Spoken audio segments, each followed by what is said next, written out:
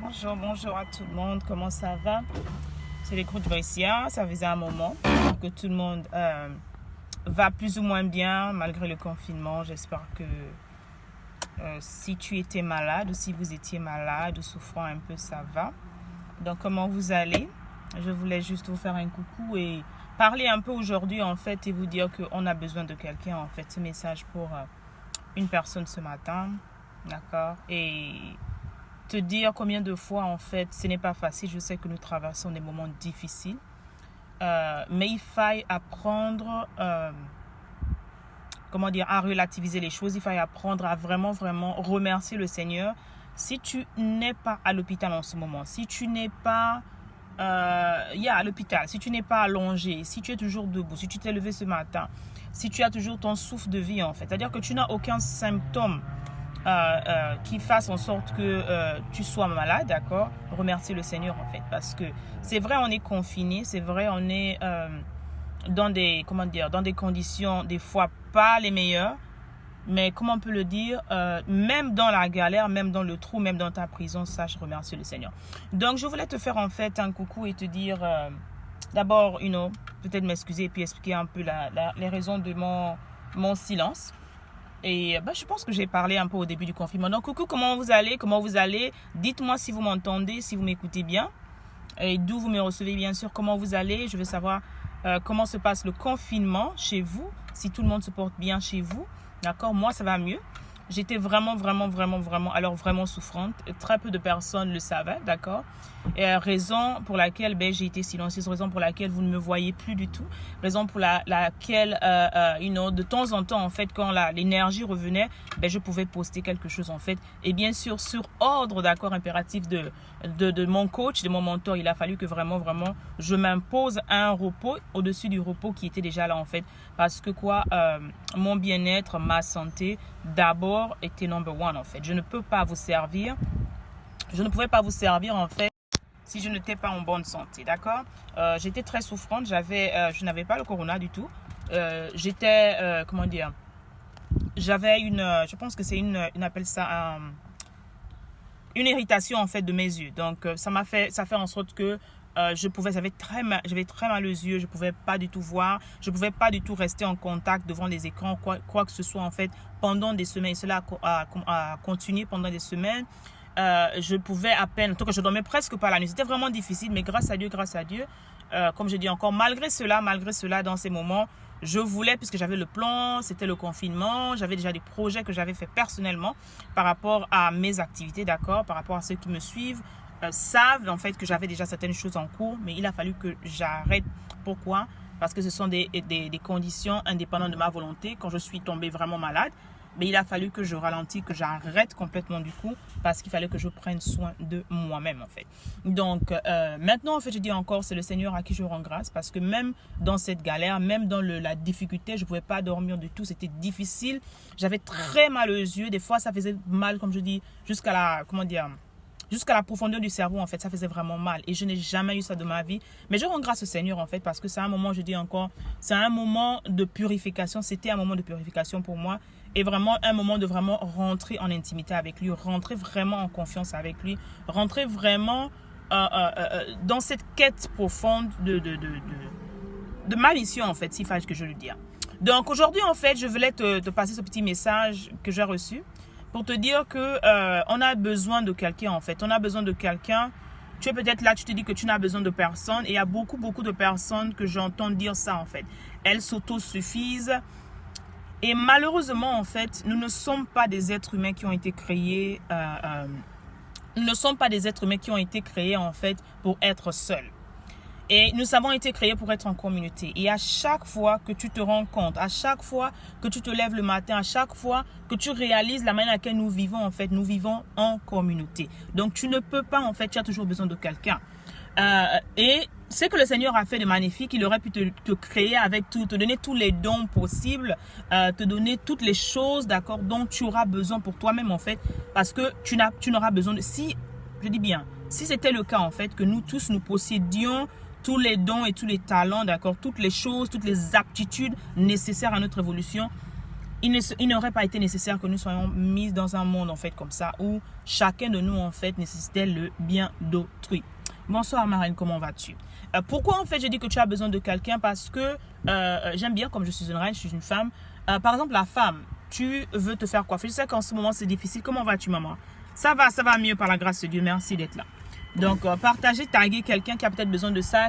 Cette personne, tu as peut-être une amie ou un ami qui s'auto-suffit et qui est toujours en train de dire qu'il n'a pas besoin des gens. Tag cette personne-là, envoie-lui ce message ce matin ou cet après-midi ou ce soir, d'accord? Parce que on a besoin de se rendre compte que, surtout plus en ce moment que jamais, nous sommes interdépendants, d'accord? Et je disais encore, l'exemple, c'était en tant que femme. Tu as besoin de quelqu'un pour faire ta coiffure. Je sais qu'en ce moment, c'est difficile de sortir. On ne peut pas sortir pour aller faire les tresses, d'accord? Tu as besoin de quelqu'un pour faire ta coiffure, par exemple.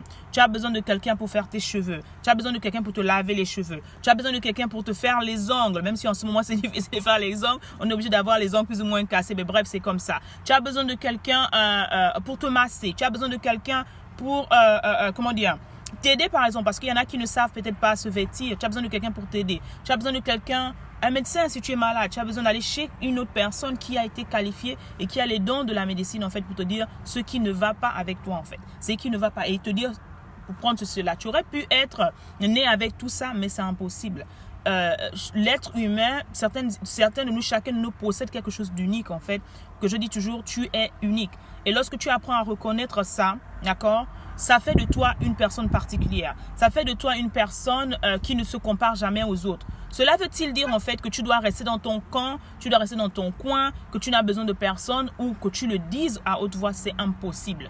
Tu ne peux pas vivre aujourd'hui dans un monde isolé et dire que tu n'as besoin de personne. Non, non, non du tout. Je refuse de le croire, d'accord? C'est pas ce que je prêche. Raison pour laquelle nous sommes là en fait, d'accord? Moi, je suis coach, je suis mindset et transformation coach. Et ma mission en fait, c'est d'aider en fait ces femmes-là qui sont passées par des traumas, d'accord? À sortir de cela, à guérir et bien sûr devenir la meilleure version d'elle-même. Donc tu as besoin d'un mindset coach, tu as besoin d'un transformation coach, tu as besoin de quelqu'un pour te dire que Bricia, ce que tu es en train de faire là, c'est mauvais en fait. Par exemple, si j'étais moi seule en fait. Bien sûr, d'accord. Moi-même, par exemple, je dis encore, je suis coach, d'accord, je peux dire non, je suis plus ou moins indépendante. Mais mon coach à moi, je dis toujours aux gens que de ne pas suivre quelqu'un qui n'est pas suivi par quelqu'un, en fait. Moi, je donne des comptes toujours à quelqu'un, en fait. Donc, mon coach m'a personnellement dit, Bricia, tu dois arrêter complètement tes activités, en fait. Je pouvais dire que maintenant, c'est le problème de confinement, tout le monde à la maison, c'est le moment où je peux accéder à plus de personnes. J'ai des sujets dont je vais parler. C'est pas les sujets qui manquent, d'accord? C'est pas des choses à dire qui manquent, d'accord? Il y en a toujours. Mais mon état de santé ne me permettait pas de le faire, en fait. J'aurais pu dire, de quoi le coach parle? En tout cas, je ne vais pas suivre ses directives, en fait. Mais comme je suis soumise, j'ai appris à me soumettre à une autorité, j'ai appris à respecter quelqu'un devant moi, d'accord, et me rabaisser et m'humilier et obéir. Parce que l'obéissance vaut mieux que le sacrifice. J'ai respecté ce qu'il m'a dit. J'ai dit d'accord, coach, je n'ai même pas boudé. J'ai accepté de me reposer. Même si on était déjà plus ou moins reposé, j'ai accepté de me retirer complètement de la chaîne, d'accord, de la scène, pour pouvoir me guérir, pour pouvoir me purifier, pour pouvoir prendre soin de moi, me reposer, d'accord, et pour pouvoir mieux vous servir en fait. Parce que ça n'aurait rien donné en fait, Daron n'a même pas été beau si vous voyez avec des yeux tout rouges, tout enflés et tout, et venir devant vous en fait, ça ne devait même pas être beau. Mais je viens aujourd'hui en fait pour te rappeler en fait, et c'est peut-être l'une des raisons pour lesquelles de manière psychologique, de manière inconsciente, bonsoir Gérard, bonsoir Mohamed, comment allez-vous? C'est peut-être l'une des raisons pour lesquelles beaucoup encore luttent avec le coaching. Beaucoup encore se disent que je n'ai pas besoin de quelqu'un. Je n'ai pas besoin de quelqu'un pour me dire comment traiter ma femme, comment traiter mon mari, comment prendre soin de moi-même, comment guérir de mes blessures. Je me suffis. Non, tu ne te soucies pas. Tu ne peux pas te suffire en fait. C'est la raison pour laquelle nous mourons à petit feu à l'intérieur de nous parce que nous sommes imbus de notre personne. Nous sommes égoïstes. Je dis encore, sans manquer de respect à qui que ce soit. C'est une décision personnelle.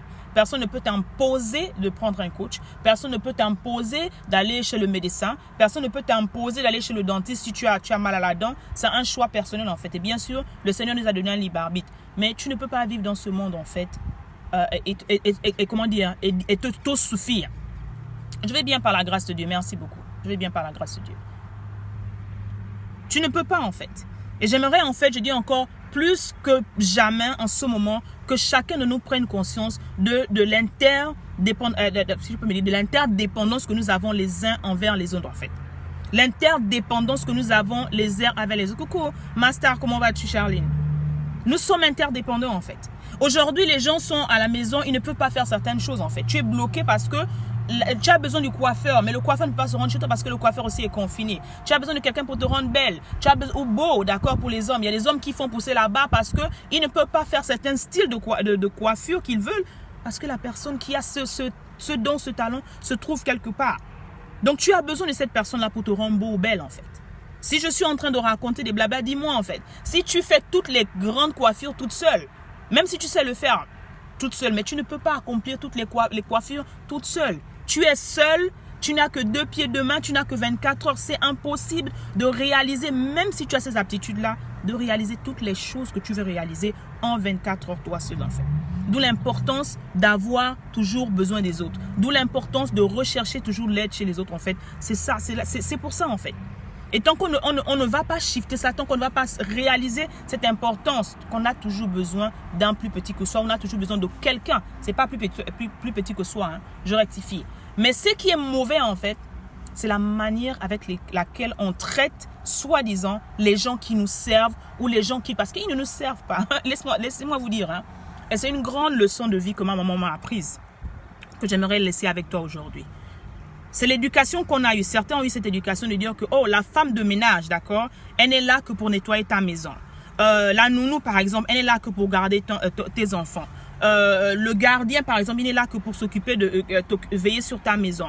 La cuisinière, par exemple. C'est-à-dire que ces gens qui font ces petites choses qui sont nécessaires et essentielles à ton évolution, à ton épanouissement, à ton bien-être intérieur-extérieur, certains ont été élevés, en fait, à manquer de respect à ces personnes-là, à ne pas les valoriser. Mais aujourd'hui, quelle est la chose qui te manque le plus, en fait? Ce n'est pas la salle de cinéma. C'est ce coiffeur-là que tu négligeais des fois qui te manque aujourd'hui parce que tu ne peux pas te coiffer. Dites-moi, en fait, oui ou non en bas. Aujourd'hui, qu'est-ce qui te manque de plus? C'est aller, en fait, dans ce magasin, peut-être t'acheter une jolie petite robe, hein, pour les filles, mais de trouver cette caissière qui était si aimable, en fait. Mais pourtant, ce n'est qu'une caissière. Aujourd'hui, qu'est-ce qui te manque, en fait? C'est ce Chinois ou ce Coréen ou bien, je ne sais pas, ceux qui ne sais pas qui fait les ongles chez vous, qui t'aidait à avoir des beaux ongles, en fait. Ces petits gens qu'on prend for granted, qu'on prend pour acquis, en fait. Aujourd'hui, en fait, tu ne peux pas sortir de la maison. Cette nounou, peut-être que tu pouvais appeler 24 sur 24, n'est plus à ta disposition. Mais ce sont ces personnes qu'on néglige, ce sont ces personnes qu'on banalise, ce sont ces personnes qu'on a réduit à un moins que rien. Et chez moi, par exemple, on appelle les gens, en fait, à ce gardien. Donc, la profession de quelqu'un ou le service de quelqu'un devient son identité. C'est pas mauvais de le faire parce que c'est ce qu'elle fait pour vivre. Mais c'est le mindset qu'on a derrière cela, en fait. C'est l'attitude qu'on a devant ces personnes-là qui nous rend service. On a besoin des uns et des autres. On a besoin de réaliser que sans le gardien, ta maison ne sera pas surveillée. Sans le peintre, ta maison n'aura pas de peinture, en fait. Sans la personne qui nettoie tes ongles ne seront pas beaux. Sans la coiffeuse, ta coiffure ne sera pas parfaite. Tu n'auras pas cette coiffure, ce look dont tu as besoin, en fait, etc., etc. Si le Seigneur nous avait donné à tous ces attitudes-là, il n'aurait pas été important, en fait, que nous soyons dans ce monde. Nous vivrons sur une île paradisiaque. Mais il y a une raison pour laquelle nous sommes ici. Pour que nous apprenions à interchanger, pour que nous apprenions à nous accepter malgré nos imperfections, que nous apprenions à vivre les uns avec les autres, que nous apprenions à communiquer les uns avec les autres, que nous apprenions à comprendre l'importance et la nécessité, d'accord, le besoin, en fait, de l'autre. Et c'est ça qui manque à nos sociétés, en fait. Et je disais tantôt au début du confinement que j'espère que cette période va nous aider, en fait, à faire cet éveil de conscience individuel, parce que l'éveil de conscience, enfin qu'il soit collectif, il doit être individuel. Chacun doit réaliser, en fait, l'importance de sa venue sur cette terre. De comprendre que maintenant nous sommes tous bloqués plus ou moins, mais à la fin de ce confinement, s'il fallait qu'on ouvre les portes, en fait, de tout ce qui est fermé, en fait, qu'est-ce que je deviendrai? What's the next move, en fait? Quelle est ma vie après le confinement? Comment je serai après le confinement? Est-ce que je vais toujours prendre les petites choses comme ça pour acquises? D'accord? Parce qu'aujourd'hui, tout est bloqué. Est-ce que je vais vraiment réaliser que la vie n'est rien? Est-ce que je vais continuer à dire, oh, ce que je voulais faire, je vais le faire demain. Je vais continuer de vivre dans la procrastination. Est-ce que je vais continuer à manquer de respect à la personne qui nettoie ma maison, par exemple? Est-ce que je vais continuer à insulter le Malien qui me donne du pain ou bien etc. Parce que c'est ce genre de comportement qui nous ramène vers le bas dans lequel beaucoup de personnes sont en fait. Laissez-moi vous dire, chacun devra tirer les leçons de ce confinement. Que si après cette période-là, tu n'as pas fait ton mea culpa personnel, d'accord? Tu n'as pas fait cette prise de conscience personnelle. Tu n'as pas pris le temps de te poser des bonnes questions en ce moment-là où tu es à la maison. Je ne sais pas en fait, dans l'histoire, s'il y aura encore cette opportunité de travailler sur toi-même. S'il y aura encore cette opportunité de te connecter à quelqu'un qui peut t'ouvrir certaines portes qui sont fermées depuis longtemps. Parce que tu te dis que tu n'as pas besoin des gens. Je reviens dans ce que moi je fais. Je suis Mindset et Transformation Coach en fait. Je suis coach de vie, que tout le monde connaît en français.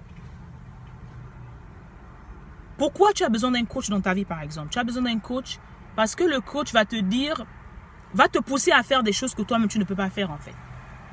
Je vais juste donner un exemple simple et banal, l'exemple des sportifs. Les sportifs ont certains plans. Les sportifs ont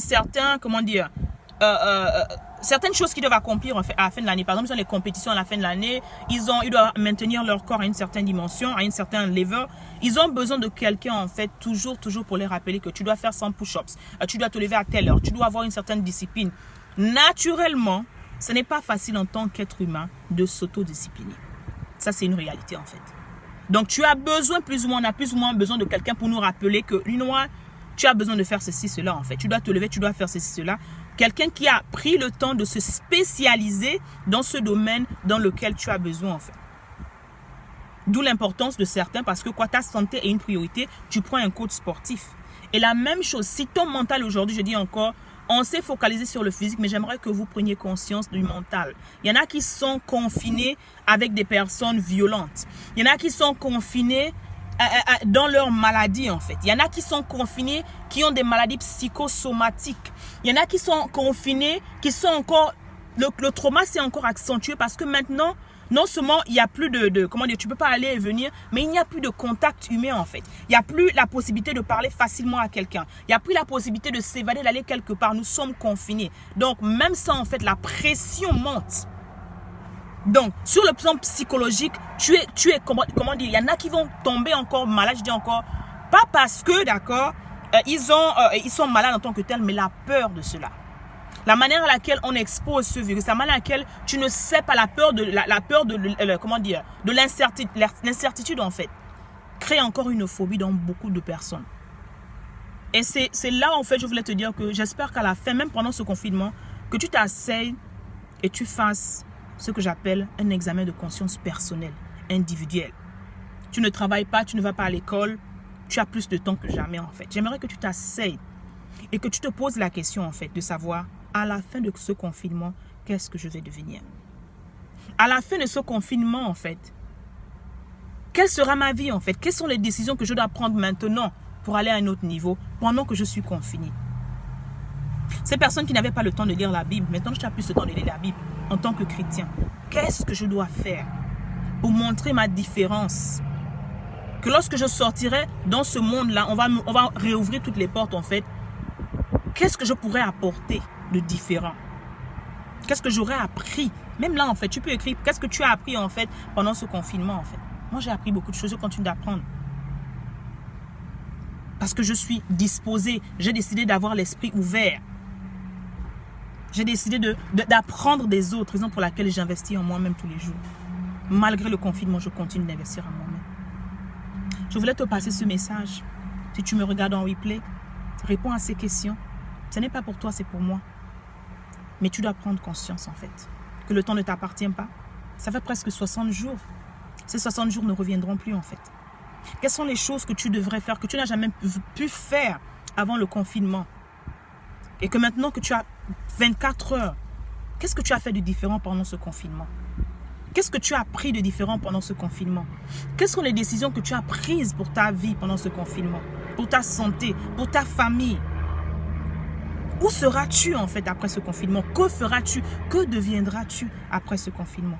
Telles sont les questions auxquelles j'aimerais vraiment que tu répondes en âme et conscience. Et bien sûr, je suis là pour toi. Si tu as besoin d'un coaching personnalisé, va sur ma page Born for a Purpose, prends un rendez-vous. Ne t'assois pas là. La période de confinement, c'est une période très importante pour tout le monde.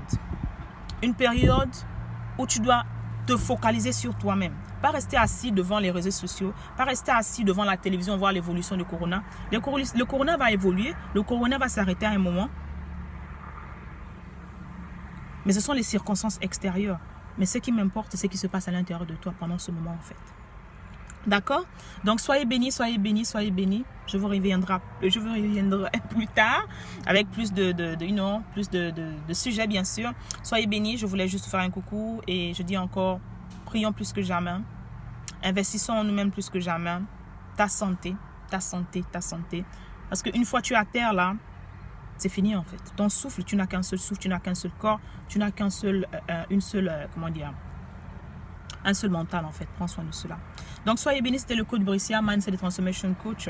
Je suis en mission pour te rappeler que ta vie n'est pas un jeu, pour te rappeler que chaque seconde qui passe sur cette terre, elle est précieuse. Pour te rappeler que quelles que soient les épreuves par lesquelles tu es passé ou les situations dans lesquelles tu passes, c'est possible en fait de sortir de cela. C'est possible en fait d'aller à un autre niveau, mais la décision te revient. La décision te revient. Personne ne pourra prendre cette décision à ta place, ok? Et bien sûr, tout passe par une seule décision pour changer ta vie. Allez, soyez bénis avec amour, votre coach. N'oubliez pas d'aller, vous pouvez me suivre sur Instagram, bien sûr. Suivez-moi également aussi sur ma page YouTube. Si vous n'êtes pas encore abonné sur ma page YouTube, s'il vous plaît, allez-y parce que j'aimerais aussi que cette communauté grandisse. Partagez les vidéos lorsque vous regardez une vidéo de moi. Suzy, comment vas-tu? Ça fait longtemps. Lovely Jean, comment vas-tu? Abonnez-vous à ma page YouTube, je dis encore, si vous avez des sujets que vous vouliez dont on parle, d'accord, si vous ne voulez pas les lire, d'accord, le lire en public, contactez-moi en inbox, donnez-moi des choses sur lesquelles vous voulez qu'on parle vraiment, des choses qui minent votre quotidien. Et voilà, on fera les programmes en fonction de cela. Allez, c'était comme ça, votre coach avec amour. Merci pour ces personnes qui vont me regarder en replay. Merci aussi pour ces personnes live qui ont pris le moment de me regarder. Soyez bénis. Et n'oubliez pas de revenir encore regarder ce live et bien sûr répondre aux questions personnellement. Alors, on se retrouvera bien sûr. L'Académie des Reines est ouverte, d'accord? L'Académie des Reines est ouverte. Je mettrai le lien là-dessus aussi, certaines formations qui sont aussi disponibles, toujours disponibles. Et bien sûr, plein de bonnes choses arriveront malgré le confinement. Allez, soyez bénis. Avec amour, votre coach, bon début de semaine, bon milieu de semaine et restez chez vous. À moins que vous deviez aller dehors, en fait. Protégeons-nous, protégeons les autres, ok? Allez, je vous embrasse très fort. Je vous ai un bisou. Au revoir.